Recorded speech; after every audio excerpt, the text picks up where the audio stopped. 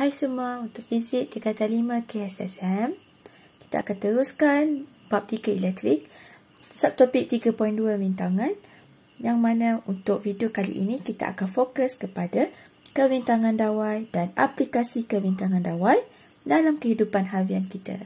Okay, let's go. Okay, dalam video sebelum ini kita dah mempelajari tentang faktor-faktor mempengaruhi rintangan dawai, dan yang mana kita telah pun fokus kepada 3 faktor utama, iaitu panjang dawai itu, luas keratan rentas dawai itu ataupun diameter dawai, dan juga kerintangan dawai. Ketiga-tiga ini telah pun kita pelajari dan memahami eksperimen yang melibatkan ketiga-tiga faktor ini. Okey, jadi mari kita membuat sedikit ulang kaji tentang panjang dawai, luas keratan rentas dawai dan kerintangan dawai yang mempengaruhi rintangan dawai tersebut. Okey, bagi panjang dawai, faktor yang pertama, rintangan dawai adalah berkadar terus dengan panjang dawai. Jadi semakin panjang dawai, maka semakin tinggi rintangannya. Okey. Faktor yang kedua adalah luas keratan rentas dawai ataupun diameternya. Okey, jadi rintangan dawai adalah berkadar songsang dengan luas keratan rentas dawai.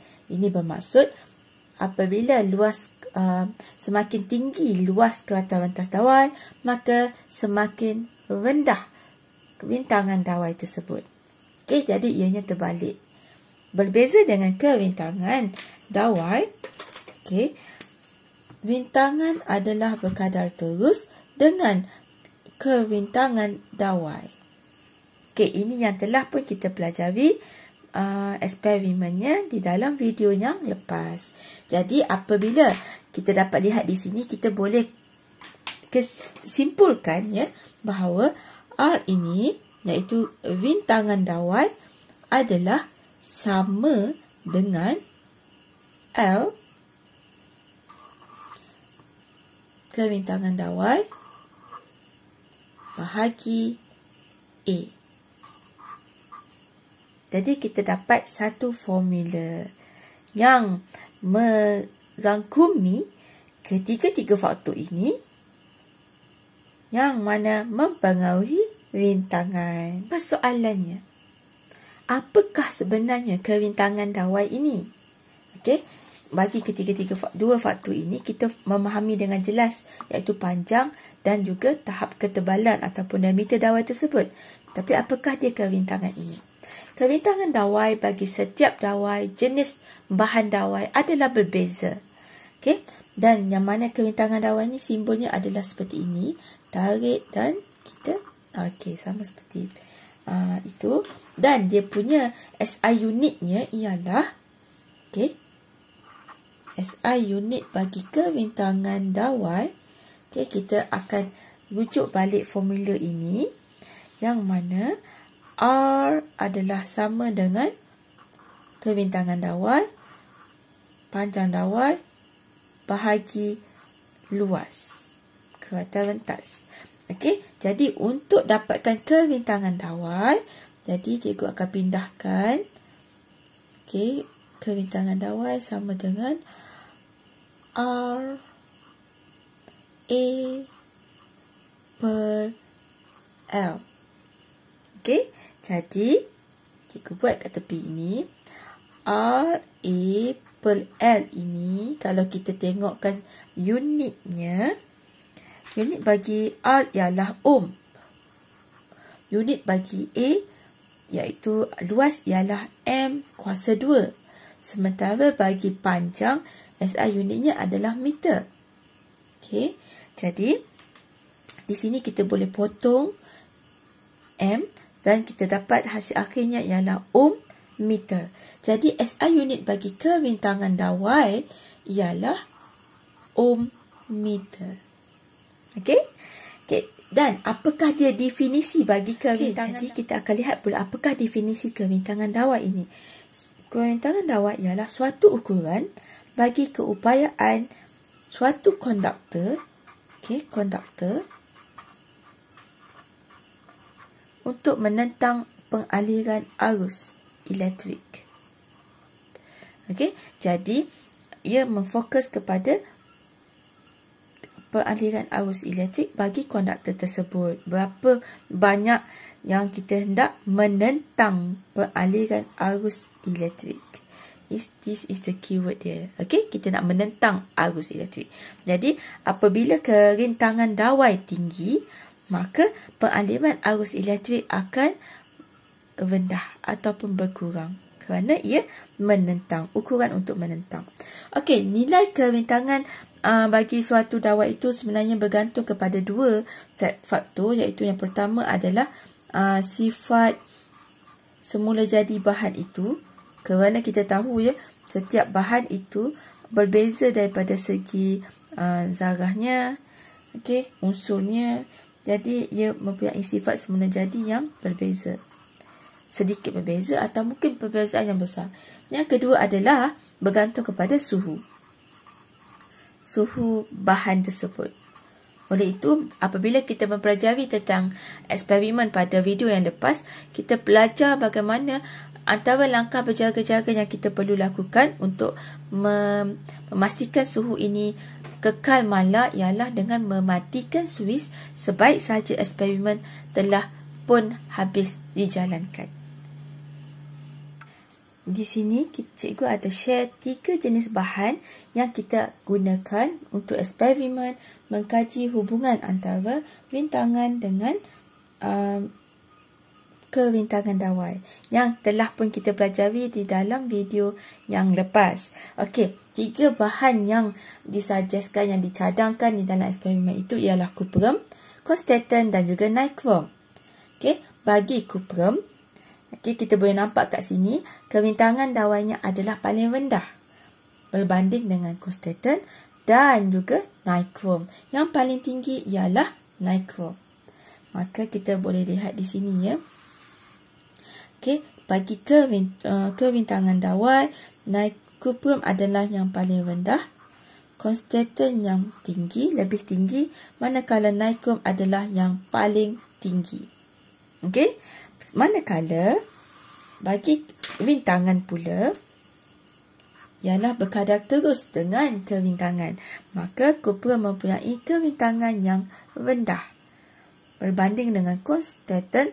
Dawai konstantan yang lebih tinggi rintangannya, dan jika dibandingkan dengan nichrome yang paling tinggi rintangannya. Maka apabila kita hendak membezakan pada panjang yang sama, suhu yang sama dan juga luas keratauan rentas yang sama, okey, jika semuanya sama ataupun kekal malak, maka arus yang mengalir melalui dawai yang mempunyai ciri-ciri yang sama ini sebenarnya adalah berbeza. Arus elektrik adalah paling banyak akan mengalir pada cuprum. Okey, diikuti dengan konstantan dan seterusnya agak rendah pada nichrome. Jadi, seperti mana yang kita telah perbincang dalam video yang lepas,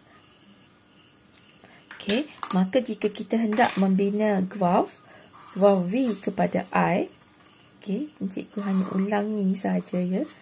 Oops, maaf. Okey, ini adalah I, iaitu ampere, dan ini adalah beza keupayaan iaitu volt. Maka kita akan dapat 3 garisan.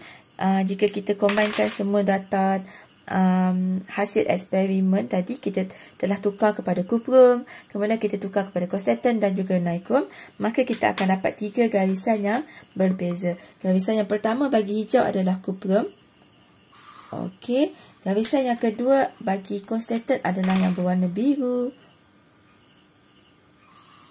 Manakala garisan yang ketiga adalah nichrome berwarna merah. Okey, warna biru ni cikgu panjangkan sedikit ya.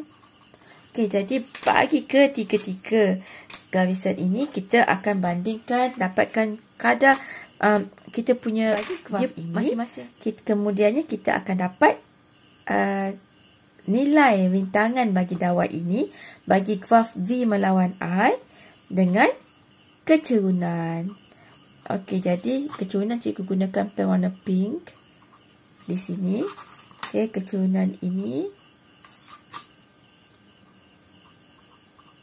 Dan yang ketiga adalah kecunan bagi cuprum. Okey, daripada ketiga-tiga ini kita dapat lihat ya perbezaan daripada segi kecunan. Jadi cikgu akan gunakan yang berwarna hitam ini. So kita boleh nampak berbeza dari tahap kecunannya. Okey, yang mana kecunan bagi nichrome adalah paling tinggi. Okey, nichrome. Manakala kecunan bagi konstantan adalah lebih rendah daripada nichrome, tetapi kecunan dan rintangan paling rendah adalah pada cuprum. Kerana kecunannya yang landai. Okey, ini hanyalah untuk sekadar ulang kaji sahaja. Okey, ini tadi adalah formula yang kita telah pun pelajari tadi. Hasil gabungan antara tiga faktor yang mempengaruhi rintangan dawai. Okey, maka sekarang dengan menggunakan formula ini, mari kita cuba menjawab soalan yang melibatkan ketiga faktor tadi yang mana mempengaruhi rintangan. Okey, kita mulakan soalan ini dengan mendapatkan information dahulu. Okey, kita mulakan dengan panjang suatu dawai konstantan adalah 65 cm.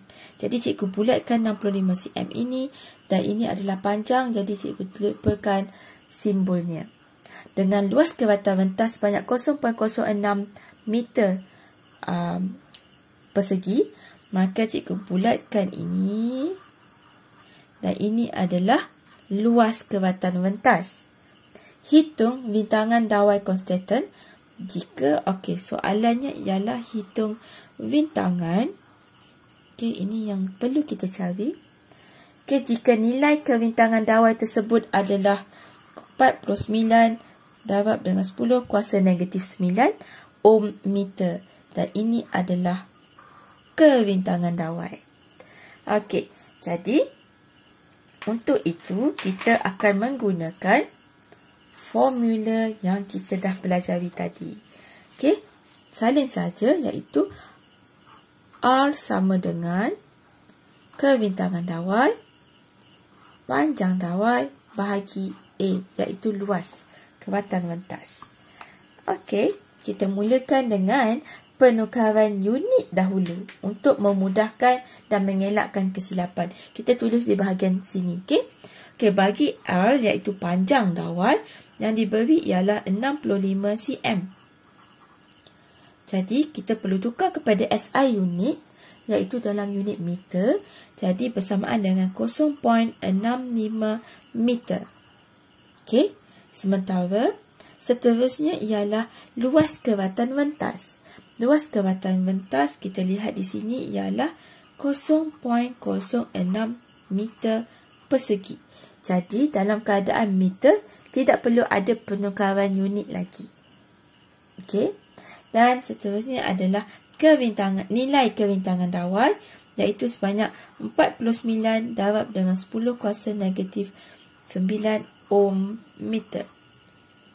Okey, oh maaf, sebenarnya 10 kuasa negatif 8. Okey, so kat sini cikgu nak guna 10 kuasa negatif 8. Okey. Okey, dan ini juga tidak perlu penukaran unit kerana sudah berada dalam SI unitnya iaitu ohm dan meter. Jadi kita boleh terus masukkan sahaja ke dalam formula dengan menggunakan formula unit-unit ini. Nilai dalam unitnya SI unit. Okey, so kita masukkan R, kita nak cari kerintangan dawai adalah 49 darab dengan 10 kuasa negatif 8 ohm meter. Kemudian darab dengan 0.65 meter. Kita bahagi dengan 0.06 meter persegi. Okey, kemudian kita tekan kalkulator. 49 darab dengan 10 kuasa negatif 8. Okey, kita jawabkan dengan 0.65 meter. So, kita dapat jawapannya ialah 3.185 darab dengan 10 kuasa negatif 7 ohm meter kuasa 2. Okey, kemudian kita bahagi dengan 0.06 meter kuasa 2. Okey, kita bahagi dengan 0.06. Okey, jawapan akhir yang kita dapati ialah 5.31. Cikgu bundakan ya. Okey, darab dengan 10 kuasa negatif 6. Okey, dan untuk unit pula kita perlu memotong. Okey, meter persegi ni kita boleh potong dan tinggallah ohm sahaja. Jadi unitnya adalah ohm. Dan memang betul pun bintangan unitnya memang ohm. Jadi inilah jawapannya. Mudah kan? Ini adalah jana kerja bagi soalan yang pertama. Baik, seterusnya mari kita lihat pula untuk soalan yang kedua. Okey, menentukan nilai kebintangan suatu konduktor. Maksud di sini ialah kita nak cari nilai kebintangan dawai. Okey, dan panjangnya adalah 100 cm. Jadi cikgu bulatkan 100 cm ini. Ini adalah panjang. Jika bintangan konduktor adalah 0.9 ohm, jadi cikgu bulatkan di sini. Ini adalah R besar. Dengan diameternya adalah 0.9 mm. Okey, ini adalah diameter ya. Hati-hati ya, bukan luas tetapi diameter. So, cikgu gunakan D kecil. Okey. Okey, jadi seperti biasa sebelum kita masukkan ke dalam formula, kita perlu buat penukaran unit dahulu supaya kita tidak silap ketika pengiraan. Okey, sebelum tu kita lihat dulu formula dia tadi. Kita salin. R sama dengan kebintangan dawai darab dengan panjang dawai bahagi dengan luas kebatan rentas. Okey, so kita mulakan dengan penukaran unit yang pertama iaitu panjang. Okey, panjangnya ialah 100 cm. Maka kita perlu tukar kepada SI unit iaitu meter. Jadi 1 meter. Mudah saja. Okey, seterusnya ialah kebintangan. Bintangan. Okey, bintangan kita nak cari. Okey, bintangannya adalah 0.9 ohm. Dan ohm memang SI unit untuk bintangan. Okey, seterusnya adalah diameter. Diameter ialah, okey, diameter yang kita dapat kat sini ialah 0.9 mm. Jadi kita perlu tukar kepada unit SI unit iaitu dalam meter. Okey, cikgu suggestkan anda tukar dulu kepada unit meter. Barulah kita boleh meneruskan operasi seterusnya. Okey, so kita tukar dan ia menjadi 0.9. Salin saja nombor dia. Tetapi kita perlu gantikan mili ini dengan nilai bagi mili. Mili bersamaan dengan 10 kuasa negatif 3. Okey, jadi cikgu gantikan, buang mili dan gantikan dengan 10 negatif 3 meter. Okey, kita dah dapat nilai bagi diameter dalam unit meter. Jadi, untuk mencari luas, okey, luas kebatan rentasnya, kita perlu mendarabkan pi J kuasa 2. Ini adalah formula untuk mencari luas bulatan kan bagi nilai dawai. Ini adalah diameter dawai. Dawai dalam bentuk bulatan. Jadi ini adalah luasnya. Tetapi yang kita dapat tadi adalah diameter. Kita perlu mendapatkan nilai jejari.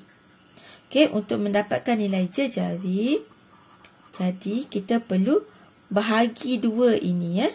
Okey, jadi 0.9 mari kita buat kat sini. Okey, sebab jejari hanyalah setengah saja. Jadi 0.9 kita darab dengan 10 kuasa negatif 3.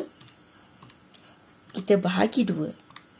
Jadi kita dapat 4.5 darab dengan 10 kuasa negatif 4 meter. Dan ini adalah jejari yang kita nak gunakan.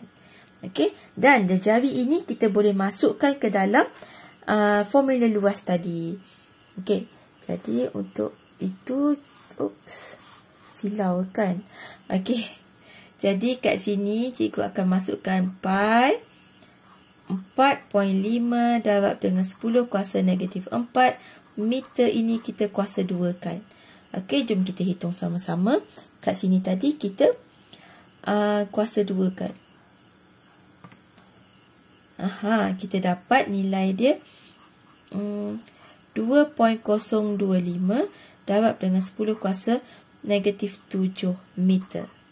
Okey, kemudian kita darabkan dengan pi. Kita tekan shift, tekan pi. Okey, jadi bersamaan dengan 6.36 darab dengan 10 kuasa 7 meter. Jadi ini adalah luas keratan ventas. Okey, cikgu tuliskan dengan penuh ya. Okey, luas keratan ventas bagi dawai tersebut. Jadi, informasi yang kita akan gunakan dalam formula ini ialah 1 meter, 0.9 ohm, dan seterusnya adalah ini. Luas keratan ventas ini adalah A. Okey, 6.36 darab dengan 10 kuasa negatif 7. Oh, saya tertinggal negatif. Okey, hati-hati ya. Negatif 7 meter. Okey, kita masukkan semua yang berwarna pink ini tadi ke dalam formula. Jom. Okey, kita nak cari nilai kerintangan. Jadi, nilai kerintangan ini kekal di sini ya. Kita kosongkan. Okey, cikgu nak guna pen yang berwarna merah. Okey, rintangannya adalah 0.9 ohm. Kita masukkan saja mengikut kedudukan. Okey, untuk mengelakkan kesilapan sebenarnya. Ini adalah nilai kerintangan yang kita nak cari. Jadi, kita kekalkan simbolnya. L adalah 1 meter. Maka kita tulis kat sini 1 meter. Dan kita bahagi dengan luas keratan ventasnya di sini. Iaitu, 6.36 darab dengan 10 kuasa negatif 7 meter. Oh, sebelum itu kat sini ada 2 kan. Jadi ini pun kuasa 2. Maaf, cikgu tertinggal. Okey. So, meter kuasa 2. Di sini pun ada meter kuasa 2. Okey. Jadi, kita perlu menghitung. Okey, dah nak hitung. Ini kita bawakan ke atas. Okey, so kita tinggalkan kerintangan dawai di sini. Alone. Dan kat sini kita hitung. 0.9 ohm. Kita darabkan dengan 6.36 darab dengan 10 kuasa negatif 7 meter kuasa 2. Okey. Kemudian kita boleh bahagi dan letakkan 1 meter ini ke bawah. Okey, jom kita buat operasi ini. Okey, adakah silau? Tak kan? Okey, jadi cikgu akan tekan kalkulator di sini ya. Saya suka buat, okey, kita mulakan 0.9.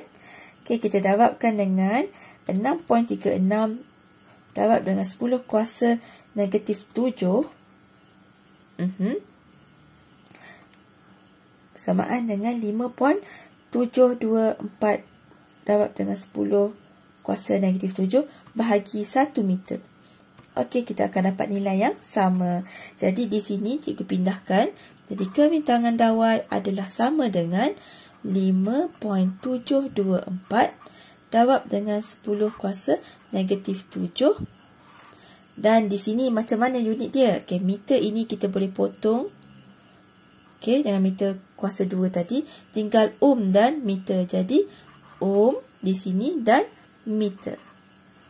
Dan di SI unit bagi nilai kerintangan memang ohm dan meter. Ohm meter. Okey, jadi ini adalah terbukti bahawa formula ini memang boleh digunakan untuk mencari nilai kerintangan dawai. Okey, ini adalah jalan kerja bagi soalan yang kedua. Sekarang mari kita fokus kepada aplikasi kerintangan dawai dalam kehidupan kita. Okey, ada setengah alat elektrik yang kita gunakan memerlukan dawai yang mempunyai kerintangan yang tinggi. Tetapi ada alatan elektrik juga yang kita memerlukan, kita perlu menggunakan dawai yang mempunyai kerintangan dawai yang lebih rendah. ia bergantung kepada situasi dan keperluan dan kegunaan alatan elektrik tersebut. Okey, jadi mari kita fokus kepada nilai kerintangan dawai yang lebih tinggi dahulu. Okey, nilai kerintangan dawai yang lebih tinggi biasanya kita perlukan dalam elemen pemanas. Elemen pemanas ini kita dapat lihat pada semua alatan elektrik yang digunakan untuk memanaskan sesuatu. Okey, contohnya seperti gambar inilah, cerik elektrik atau untuk masak air kan, ataupun periuk nasi untuk memasak nasi, ataupun juga mungkin kita boleh macam setrika elektrik untuk kita memanaskan. Setrika tu, besi itu untuk kita mengiron baju kita, ataupun juga pressure cooker, air fryer. Okay. Jadi ini semua mempunyai elemen pemanas, yang mana elemen pemanas ini kita perlu gunakan bahan konduktor. Dia daripada konduktor yang konduktor mestilah kan, sebab dia mengandalkan elektrik, ini wire elektrik ni. Okay, so ini perlu konduktor dan kerintangan yang tinggi supaya ianya cepat panas. Okey, supaya cepat panas. Jadi arus elektrik tu akan lebih tertumpu ke elemen pemanas itulah, sebab kerintangannya yang tinggi di situ. Okey, selain daripada sifat elemen pemanas ini yang mempunyai kerintangan yang tinggi, di konduktor yang kerintangan yang tinggi, antara ciri-ciri lain yang kita boleh tambah untuk elemen pemanas ini adalah dia mempunyai takat lebur yang tinggi, kerana dia perlu memanaskan di dalam cerik besi ataupun alloy yang mana mempunyai takat lebur yang tinggi, maka elemen pemanas ini juga perlu tinggi. Selain daripada itu, antara ciri-ciri lain, ianya perlulah tahan lama, iaitu gunakan bahan yang tahan lama, yang kuat. Ataupun satu lagi yang cikgu nak tambah ialah bahan yang mempunyai kadar pengoksidaan. Kadar pengoksidaan ni maksudnya kalau makin tinggi kadar pengoksidaan, maka makin tinggilah pengawatan berlaku, proses pengawatan. Jadi kita tak nak itu berlaku, jadi kadar pengoksidaan mesti rendah supaya tidak mudah karat. Okey, ini adalah ciri-ciri yang perlu ada bagi elemen pemanas. Yang kita nak fokus di sini memerlukan penggunaan dawai yang mempunyai kerintangan yang tinggi supaya cepat panas. Okey, cikgu tambah kat sinilah poinnya, supaya cepat panas, mudah untuk dipanaskan. Okey, seterusnya adalah nilai kerintangan dawai yang rendah. Okey, contohnya ialah wire penyambung. Okey, wire penyambung ni pada semua alat elektrik sebenarnya kita memang memakai dawai penyambung. Okey, termasuklah cerik elektrik ini, dawai penyambung daripada sini kan, so masuk ke dalam. Jadi ini adalah contoh wire penyambung. Okey, yang mungkin dibuat daripada cuprum ataupun konstantan dan juga aluminium banyak. Okey, tapi setiap pemilihan itu sebenarnya yang terbaik untuk wire penyambung adalah yang mempunyai nilai kerintangan dawai yang lebih rendah. Lebih rendah maka ianya lebih efisien dan tidak ada pembaziran arus elektrik. Kenapa cikgu cakap macam tu? Kerana kita tahu kerintangan dawai ini, kalau kita buka balik dia punya definisi. Okey, cikgu sharekan definisi dengan anda. Okey, kerintangan dawai adalah ukuran keupayaan konduktor menentang pengaliran arus elektrik. Jadi dia menentang maka apabila nilai kerintangan dawai adalah rendah, maka arus akan tinggi. Sebab dia menentang, dia berbeza, dia songsang. Okey, kat situ. Manakala jika okey, so ini yang membezakan antara kedua ini sebenarnya. Jadi apabila pada dawai itu kerintangannya rendah, maka arus yang mengalir dalam wire penyambung ini akan lebih tinggi. Jadi arus yang mengalir ini akan dapat sampai ke alat elektrik yang kita sambungkan tadi. Jadi jika kita sambungkan dengan lampu, maka arus elektrik akan dapat sampai ke lampu itu dengan lebih banyak, mungkin lampu itu akan lebih cerah. Okey, contoh. Ataupun kipas akan lebih laju dan menerima arus elektrik lebih banyak. Jadi, kita juga hendak mengelakkan pembaziran ataupun kadar arus yang hilang itu kita dapat kurangkan. Okey, itu kebaikannya. Jadi, wayar penyambung mesti dan terbaiknya adalah kena nilai kebintangan yang lebih rendah. Okey, jadi apabila cikgu dah cerita di sini, jadi kita dapat lihat kenapa nak rendah, supaya arus yang digunakan yang mengalir dalam konduktor ini, dalam wayar penyambung ini akan dapat lebih tinggi pengaliran arusnya. Okey? Okey. Jadi selain daripada itu, kenapa juga kita nak nilai kebintangan dawainya rendah, supaya dawai ini tidak mudah panas, tidak cepat panas. Okey. Macam tadi berbeza ya. Macam tadi cikgu tulis, apabila kebintangan dia tinggi, maka dia cepat panas. Tetapi kalau kebintangan rendah, tidak cepat panas. Nampak beza kan kat situ. Okey, dan seterusnya kita ciri-ciri lain untuk, dan antara cadangan lain yang kita boleh gunakan ialah kita gunakan dawai kuprum. Yang mana kuprum kita tahu, sedia maklum bahawa dia adalah yang mempunyai kebintangan yang antara yang paling rendah. Okey, kita ulang balik di sini. Nampak kan beza? Kuprum hanyalah 1. Tetapi konstantan 49 naikrum 100. 149 dan 100. Ini sangat beza. Jadi, kita boleh sajaskan menggunakan kuprum. Jadi, dalam jawapan anda.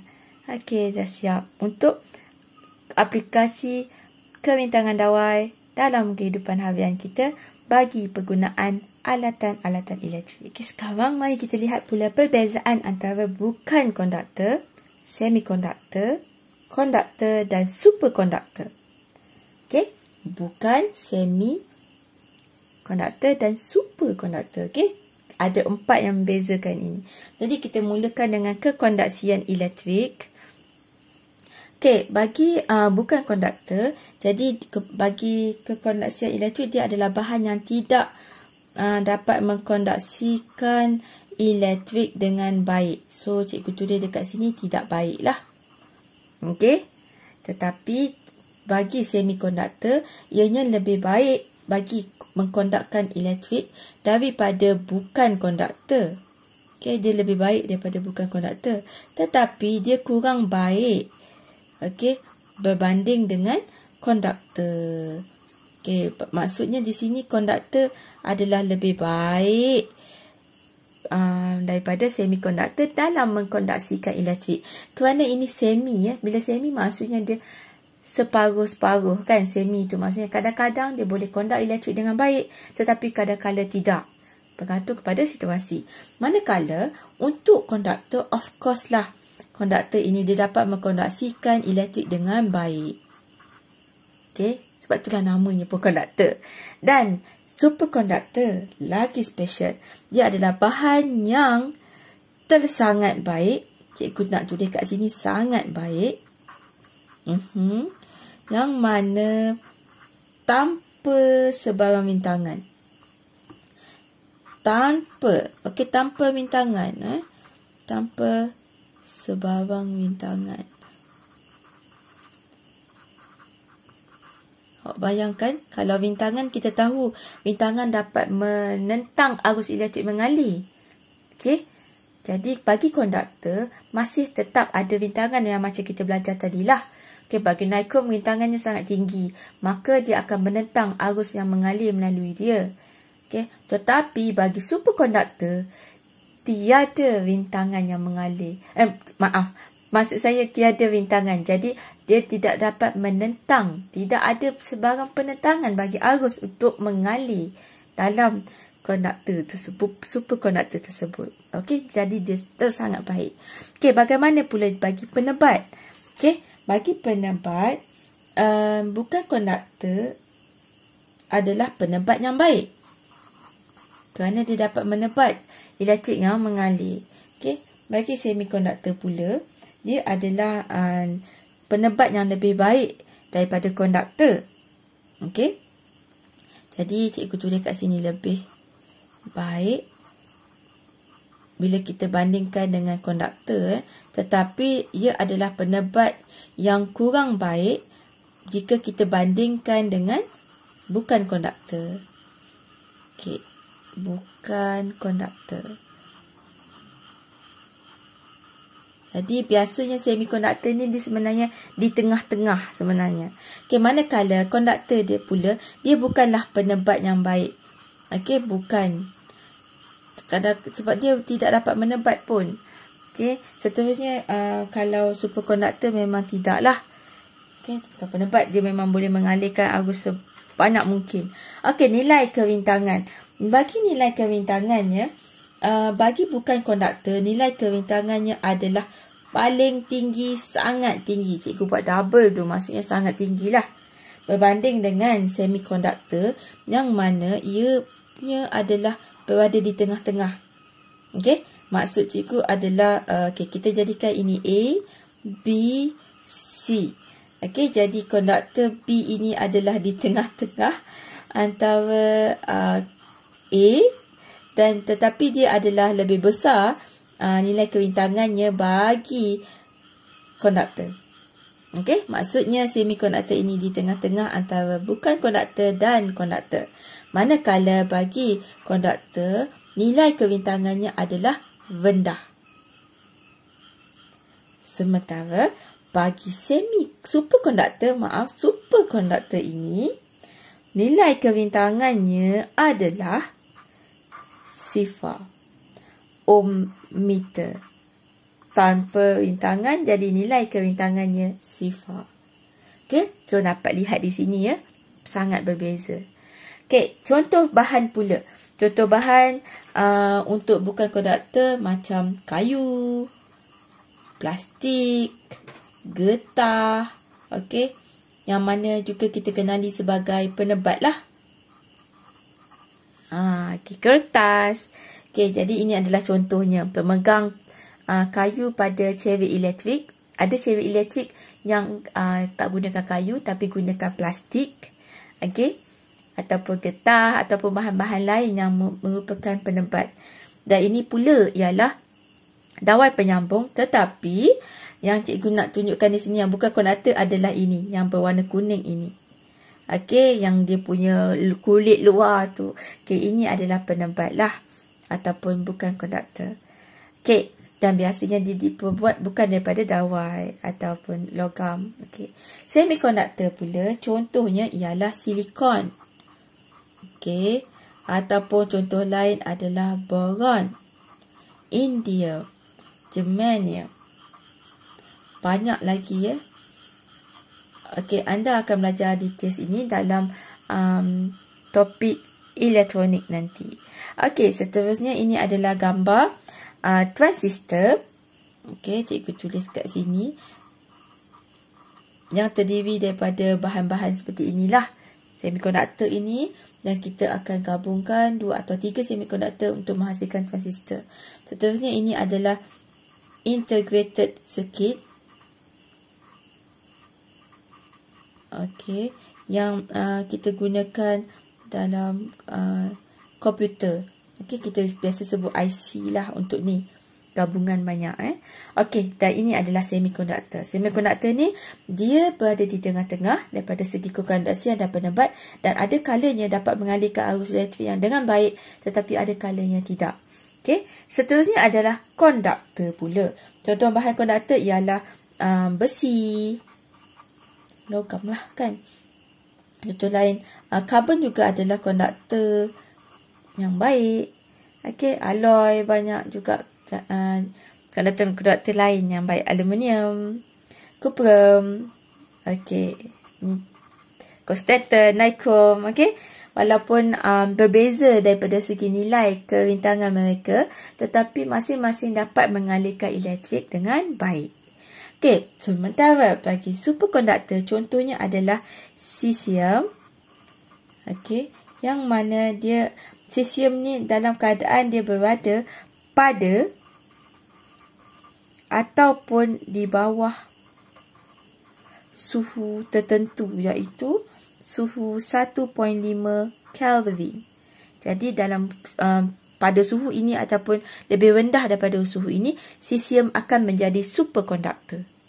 Tetapi jika berada di lebih tinggi daripada suhu ini, maka dia tidak menjadi, cesium ini tidak dan bukan superkonduktor. Okey, dia ada syarat dia untuk jadi superkonduktor inilah. Okey, dan ini adalah contoh-contoh superkonduktor. Dan ini adalah kabel superkonduktor. Okey, dan cikgu nak fokus kepada superkonduktor kerana bagi cikgu superkonduktor ini sangat bagus kerana ia dapat membenarkan arus elektrik mengalir tanpa sebarang rintangan. Okey, jadi apakah sebenarnya superkonduktor ini? Dia adalah bahan yang mengkonduksikan elektrik tanpa sebarang rintangan. Itu dia punya keyword lah. Okay, jadi bila arus mengalir melalui superkonduktor itu, jadi tiada tenaga hilang. Itu maksud saya. Okay? Jadi itulah yang cikgu cakap, superkonduktor ini sangat bagus jika kita hendak menggunakan arus yang sangat besar bagi alatan elektrik tersebut. Okay, biasanya kita perlu gunakan tenaga elektrik yang besar lah. Tenaga elektrik yang banyak. Jadi kalau tenaga elektrik yang banyak digunakan bagi sesuatu alat itu, maka kita kena guna superkonduktor. Jadi kita dapat lihat dekat sini kerana apa? Kerana arus elektrik dia yang mengalir tadi kita dapat maksimumkan sebanyak mungkin kerana nilai rintangannya adalah sifar. Kosong. Tidak ada yang mengganggu arus elektrik untuk mengalir laju dekat dalam konduktor tersebut. Okey, tetapi rintangan sama dengan sifar ini, okey, dan dalam keadaan yang arus elektrik tinggi, tak ada langsung tenaga yang hilang. Okey, jadi ini berlaku pada suatu suhu yang kita sebut sebagai suhu genting, ya. Suhu genting. Apakah dia sebenarnya suhu genting ni? Suhu genting ni sebenarnya adalah suhu apabila kerintangan superkonduktor menjadi sifar. Okey, macam cikgu cakap tadi lah, suhu itu mesti rendah. Ataupun pada bagi cesium contohnya mesti rendah ataupun pada suhu 1.5 Kelvin. Barulah dia dapat menjadi superkonduktor. Dan pada waktu itu tidak ada rintangan dalam cesium itu dan arus dapat mengalir dengan semaksimumnya dan tiada tenaga hilang. Jadi kita dapat lihat ada banyak poin sebenarnya di sini, ya. Satu adalah arus elektrik mengalir sangat banyak tanpa gangguan, kerintangan pun zero dan tiada tenaga hilang. Dan apakah contoh yang cikgu cakap tadi yang guna tenaga elektrik tinggi ni? Okey, ini adalah aplikasi superkonduktor yang kita gunakan. Okey, yang pertama kita gunakan ialah dalam maglev. Okey, ini adalah maglev train. Maglev train yang ini adalah merupakan kereta api yang paling laju di dunia. Wow. Okey. Dan dia menggunakan superkonduktor. Kita tahu ya, even ETS kita pun menggunakan elektrik yang banyak sangat. Jadi kita perlu memaksimumkan arus yang mengalir. Kerana untuk menggerakkan kereta api ni memang perlukan tenaga elektrik yang sangat banyak sebab kereta api berat, panjang kan. Okay, tetapi ini menggunakan superkonduktor dapat hasilkan kereta api yang paling laju di dunia, iaitu maglev train. Okay, di manakah superkonduktor itu? Okey, superkonduktor magnetnya diletakkan di bahagian tepi maglev train ini. Jadi dia akan menghasilkan elektromagnet dan kereta api ini, ya, train ini akan terapung. Dan disebabkan itu ianya sangat laju. Okey, maglev train ni ada dekat Jepun, dekat China dan beberapa negara-negara maju yang lain. Okey, dan semoga satu hari nanti mungkin di Malaysia juga akan ada maglev train ni. Okey, yang kedua pula ialah di MRI. Okey, untuk tujuan perubatan. MRI ni stand for, dia adalah magnetic resonance imaging. Okey, biasanya kita akan gunakan MRI ini untuk melihat detail image dalam badan kita. Okey, menggunakan magnetik yang tinggi dan juga gelombang radio. Okey, jadi kita nak scan dalam badan kita lah, mungkin otak ataupun saraf kita. Okey, jadi ini adalah orang lah akan baring di sini. Okey, dan di sinilah superkonduktornya yang nampak yang jalur-jalur ini ya. Okey, dan ini adalah the superkonduktor yang kita gunakan di dalam MRI. Jadi ini antara aplikasi yang menggunakan superkonduktor yang mana kita nak pastikan R dia adalah sifar dan arus yang mengalir, elektrik yang mengalir adalah sangat-sangat banyak di dalam konduktor tersebut untuk maglev twin and MRI. Okey, itu sahaja untuk video kebintangan dawai dan juga aplikasinya. Semoga bermanfaat dan jangan lupa like dan subscribe video ini. Semoga bermanfaat.